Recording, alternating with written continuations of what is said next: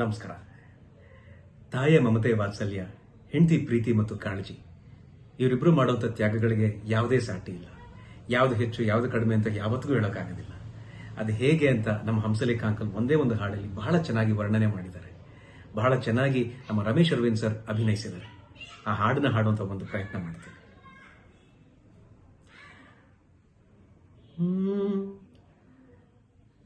ಮುತ್ತು ಕೊಡೋಳು ಬಂದಾಗ ತುತ್ತು ಕೊಟ್ಟೋಳ ಮರಿಬೇಡ,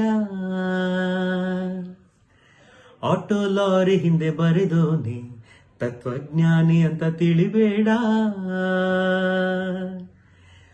ತಾಯಿ ಇಲ್ಲದೆ ಜಗವಿಲ್ಲ, ಮಡದಿ ಇಲ್ಲದೆ ಬಾಳಿಲ್ಲ. ತುತ್ತ ಮುತ್ತ ಗೊತ್ತಾ, ಅತ್ತ ಇತ್ತ ಎತ್ತ. ಮುತ್ತು ಕೊಡೋಳು ಬಂದಾಗ ತುತ್ತು ಕೊಟ್ಟೋಳ ಮರಿಬೇಡ, ಆಟೋ ಲಾರಿ ಹಿಂದೆ ಬರೆದೋನೆ ತತ್ವಜ್ಞಾನಿ ಅಂತ ತಿಳಿಬೇಡ. ಮಗುವು ಅತ್ತರೆ ತಾನತ್ತು ಹಾಲ ನೆರೆದವಳು ತಾಯಲ್ಲವೇ, ನಮಗಾಗಿ ಜೀವವಾತೆದಿಲ್ಲವೇ. ತಾಳಿ ಪಾಶಕ್ಕೆ ತಲೆ ಕೊಟ್ಟು ಗಂಡಿನರ್ಧವೇ ತಾನಾಗಿ ಸತಿ ನಮಗೆ ಮೀಸಲೇ ಆಗಿಲ್ಲವೇ. ಇಬ್ಬರು ಕಂಡಿಹರು ಈ ಗಂಡಿನ ಬೆತ್ತಲೆಯ, ಇಬ್ಬರು ಬೆಳಗುವರು ಈ ಹೃದಯದ ಕತ್ತಲೆಯ. ತಾಯಿ ಇಲ್ಲದೆ ಬಲವಿಲ್ಲ, ಮಡದಿ ಇಲ್ಲದೆ ಛಲವಿಲ್ಲ. ತುತ್ತ ಮುತ್ತ ಗೊತ್ತಾ, ಅತ್ತ ಇತ್ತ ಎತ್ತ.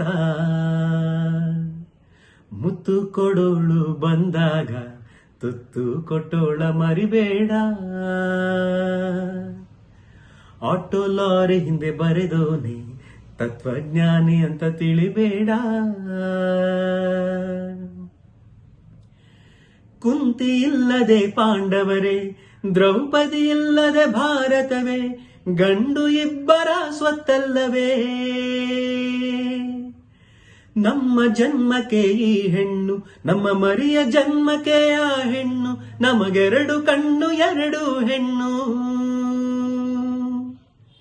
ಮೂಡಣದ ಸೂರ್ಯ ತಾಯಿಯ ಮಡಿಲಂತೆ, ಪಡುವಣದ ಸೂರ್ಯ ಮಡದಿಯ ಮಡಿಲಂತೆ.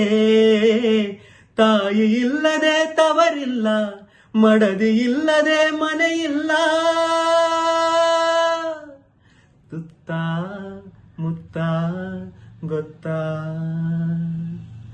ಅತ್ತ ಇತ್ತ ಎತ್ತ. ಮುತ್ತು ಕೊಡೋಳು ಬಂದಾಗ ತುತ್ತು ಕೊಟ್ಟೋಳ ಮರಿಬೇಡ, ಆಟೋ ಲಾರಿ ಹಿಂದೆ ಬರೆದೋನೆ ತತ್ವಜ್ಞಾನಿ ಅಂತ ತಿಳಿಬೇಡ. ತಾಯಿ ಇಲ್ಲದೆ ಜಗವಿಲ್ಲ, ಮಡದಿ ಇಲ್ಲದೆ ಬಾಳಿಲ್ಲ. ತುತ್ತ ಮುತ್ತ ಗೊತ್ತಾ, ಅತ್ತ ಇತ್ತ ಎತ್ತ.